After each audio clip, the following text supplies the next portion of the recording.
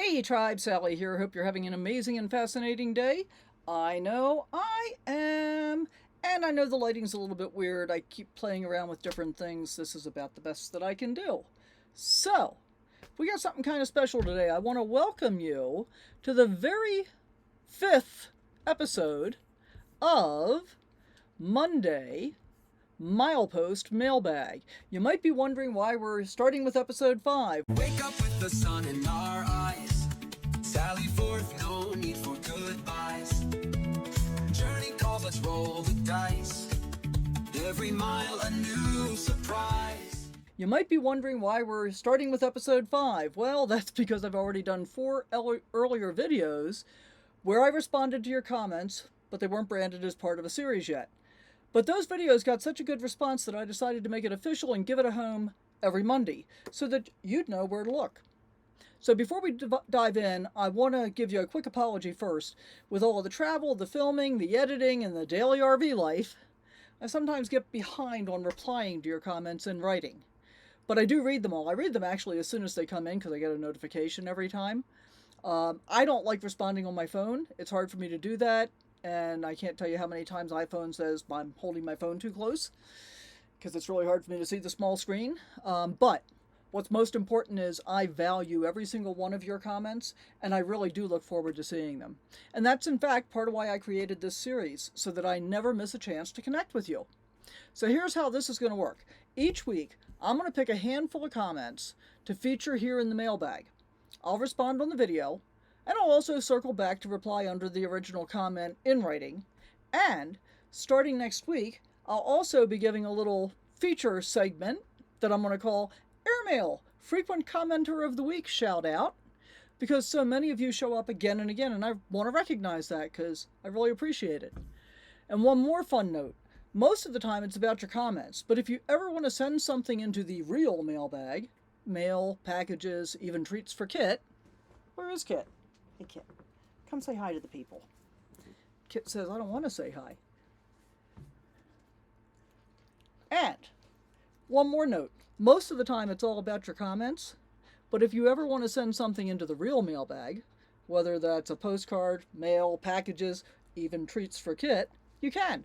Just check the link in the video description for the address, and we would certainly appreciate anything you want to send. All right, you can go lay down again. Couple of reminders though, please, no perishables, because my mail gets forwarded to me and only periodically, so there may be a delay before I actually see it. All right, let's dig into this week's mailbag. So, first up, the video is called Life on the Road, RV Frustrations, Hobbies, and Honest Answers. And this is a comment from M. Taylor 2901.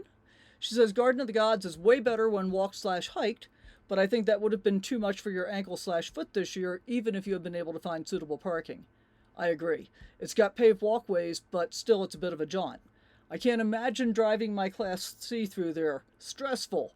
Yeah, it was. Actually, it wasn't too bad after I got through that section right at the beginning by Balanced Rock, but man, that was a thing for sure. If you haven't seen that video, go back and check it out.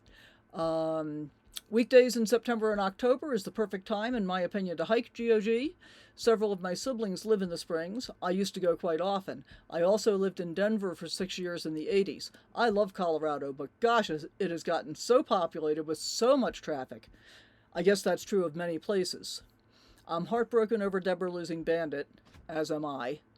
I'm still praying for giant monetary miracles for her situation and for folks who can spare any amount to contribute to Bandit's medical fund. It's so very hard to lose a fur baby, but then to be saddled with giant debt and saying goodbye to a sister all at the same time. Life can be almost too much sometimes. Debra is such a good person who lives modestly within her means. She works hard, writing and marketing her books, and of course, took on a part-time job this summer to be able to save up enough to get her rig fixed and roadworthy. She is truly a walking miracle. Living with a TBI is very hard much of the time. They've had lots of gas and campground expenses throughout all of this too. Thank you so much, Sally, for sharing Debra's situation. So very kind of you. These are the times we can make the world a little bit better for someone who is struggling. As always, safe and happy travels, my friend. Well, thank you very much, Marie. Yeah, you know, the whole situation for Debra with Bandit and having to say goodbye to her sister. I mean, they ended up doing back-to-back trips. First one for Bandit to get him to the emergency vet, and then to go be able to say goodbye to her sister, probably for the last time. Really, really difficult under the best of circumstances. And Debra certainly has not been working under the best of circumstances for the last few months, actually. So I'm going to echo Marie's comment. If you can and want to, make a donation to Debra. I'll put her contact info in the video description down below again. But understand also that one of the best ways you can contribute is simply by watching videos. And hey, while we're talking about that, let me give you a little YouTube algorithm video hack that I've only learned recently. YouTube really likes to see you watch the video all the way to the end. That's probably the most important thing.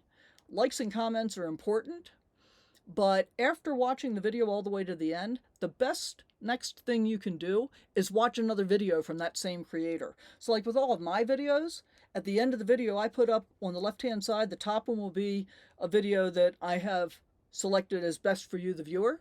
I haven't selected it. YouTube actually chooses which video it's going to be, because YouTube knows a lot about you, whether you know that or not. And then I also put below that a playlist of videos, so that if you want to binge watch, you can just start right there. And that's true for every creator. Watch a video, watch the next video. You know, most of us will put a video card at the end, so it's easy for you to be able to click on that and go right from there. So if you want to help, that's a really easy way to do it, and that doesn't cost you anything except your time. And I'm going to say this again, whether you agree or disagree about somebody's financial situation, I don't really want to hear comments about that here, because our tribe is based on kindness and compassion. And so, as my parents used to tell me, if you don't have anything nice to say, don't say anything at all. That's what I'm going with. Otherwise, I'd love to hear your comments all the time. All right, next up we have From Sand Creek History to Wild Horses and a Beachfront RV Camp. Tommy's 9069 says, those wild horses are unbelievable. Beautiful. Yes, they most certainly are, Tommy. And not only beautiful, but I was a little bit freaked out by the fact that they did not want to let us get past. I mean, they were definitely protecting that foal. And that's definitely one of those moments that I'm never going to forget. Seeing them free and moving out away from me is always really powerful. But having them really protecting that foal that was in the ditch, that was a whole different level. Really, really cool. Next up for the Sand Creek Massacre story is told by a ranger. Okay, next up is the Sand Creek Massacre story told by a ranger.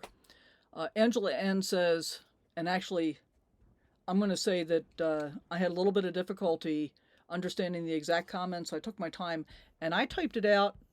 I hope I got this right, Angela and Ann. Please let me know if I didn't. I think what you were saying is, thank you, Sally, Barb, and Kit. One of my great-grandmothers was Cheyenne, and I want to share this with my family. My mom raised us on her own. We also have Cherokee in our family tree.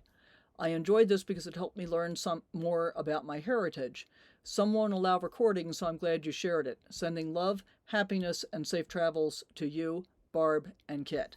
Thank you so much, Angela and Ann. Really appreciate you sharing such a personal part of your story. And knowing that you have Cheyenne and Cherokee roots makes this history even more meaningful. I'm so glad that this video helps you connect with that heritage.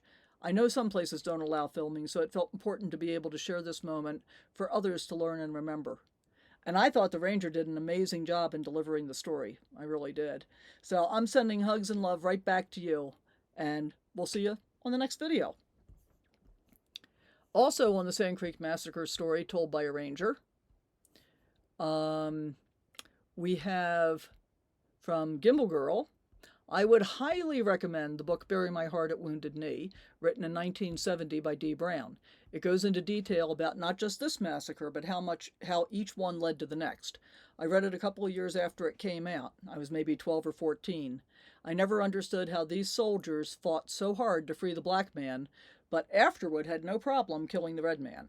An even sadder part of this story is that Black Kettle took the surviving members of his tribe and ended up in Oklahoma, where he and his wife and many village members were killed in the massacre at the Washita. Washita? I'm not sure which way you say that.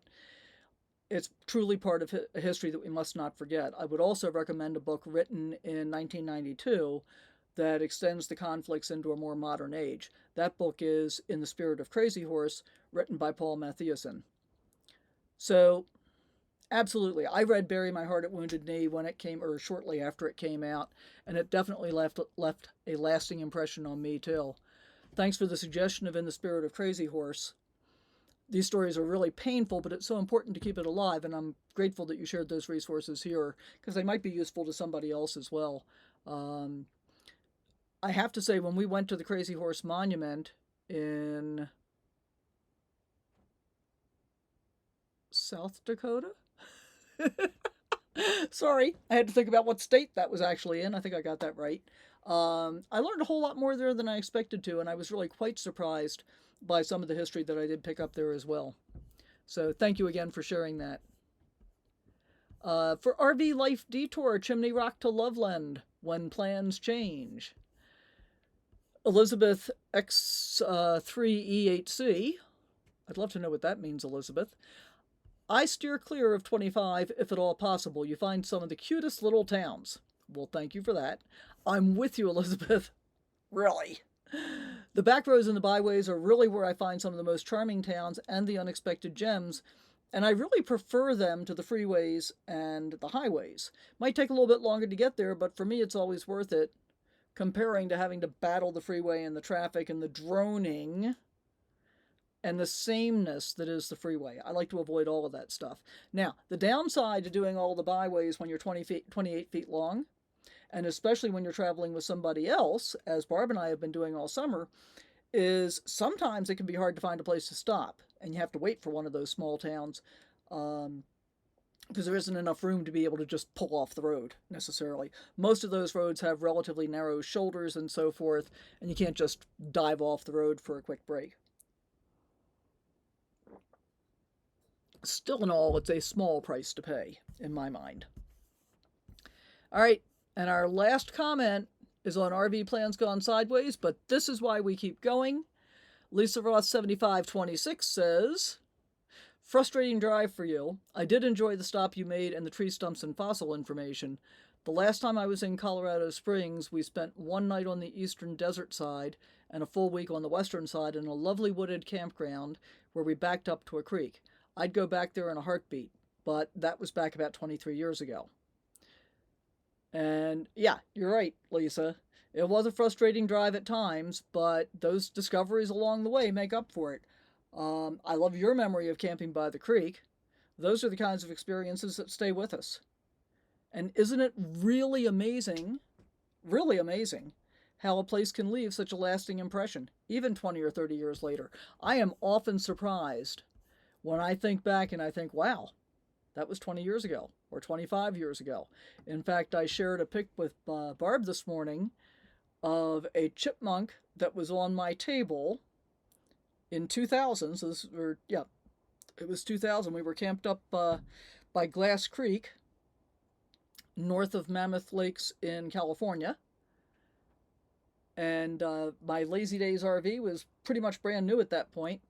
And we went to bed that night, and we had left a carrot cake, probably from Costco, sitting out on the table in a sealed plastic container.